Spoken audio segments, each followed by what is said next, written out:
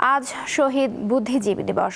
মুক্তিযুদ্ধের সময় ১৯৭১ সালের ১৪ই ডিসেম্বর জাতির শ্রেষ্ঠ সন্তান বুদ্ধিজীবীদের হত্যা করে হানাদার পাকিস্তানি বাহিনী ও তাদের এদেশীয় দোসররা।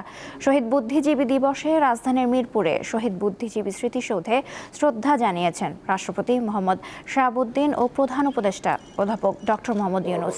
সকাল ৭টার দিকে রাষ্ট্রপতি শ্রদ্ধা নিবেদন করেন। সেখানে তিনি কিছুক্ষণ নীরবে দাঁড়িয়ে থাকেন। পরে শহীদ বুদ্ধিজীবীদের প্রতি শ্রদ্ধা জানান অন্তর্বর্তী সরকারের প্রধান উপদেষ্টা অধ্যাপক ডক্টর মোহাম্মদ ইউনূস। তিনিও সেখানে কিছুক্ষণ নীরবে দাঁড়িয়ে থাকেন। রাষ্ট্রপতি ও প্রধান উপদেষ্টা শ্রদ্ধা নিবেদনের পর সর্বস্তরের মানুষ ৭১-এর শহীদ বুদ্ধিজীবীদের প্রতি শ্রদ্ধা নিবেদন করেন। মাননীয় প্রধান উপদেষ্টা মহোদয়, এই মুহূর্তে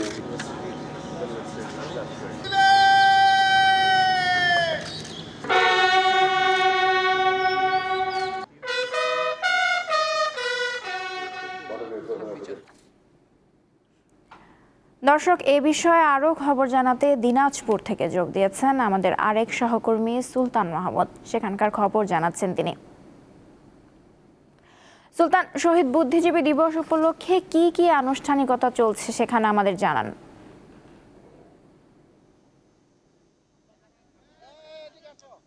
আপনি জানেন আজকে 14ই ডিসেম্বর শহীদ বুদ্ধিজীবী দিবস। সেই উপলক্ষে দিনাজপুরের যে সবচেয়ে বড় যে স্মৃতিস্তম্ভ দিনাজপুর চেহেলগাজী মাজারে দিনাজপুর শিক্ষা বোর্ডের সচিব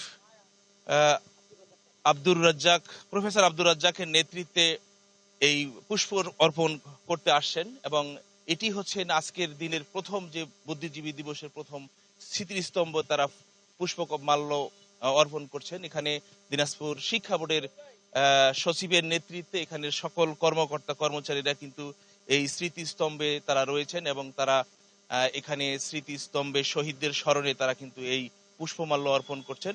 এবং এখানে দিনাজপুরের যে প্রফেসর আব্দুর রাজ্জাক আসলে মূলত এই দিনাজপুরের যে শিক্ষা বোর্ডের নেতৃত্ব দিচ্ছেন, তার সাথে আমরা একটু সরাসরি একটু কথা বলতে চাই।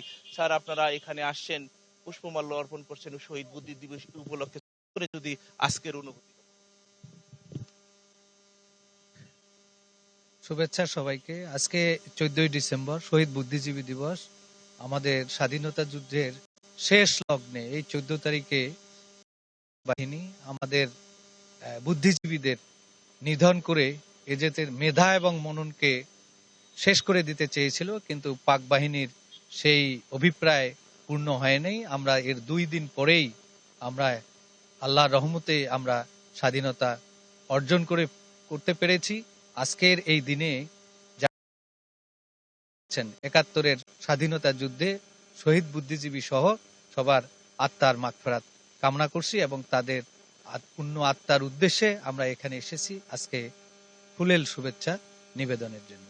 ধন্যবাদ দিনাজপুর শিক্ষা বোর্ড সচিব প্রফেসর আব্দুর রাজ্জাককে। তিনি আসলে জানালেন যে শহীদ আমাদের ঠিক স্বাধীনতার 2 দিন আগেই বুদ্ধিজীবীদেরকে এই নিধন করা হয়েছিল, যার কারণে বাংলাদেশকে একেবারেই বুদ্ধিজীবী নিধন করার যে সর্বশেষ চেষ্টা চালিয়েছিলেন পাক বাহিনীরা, তাদের স্মৃতিস্তম্ভে কিন্তু তারা পুষ্পমাল্য অর্পণ করে তাদের রুহের মাগফিরাত কামনা করার জন্যই এখানে মূলত এসছেন। লুৎফা। সুলতান, আপনাকে ধন্যবাদ।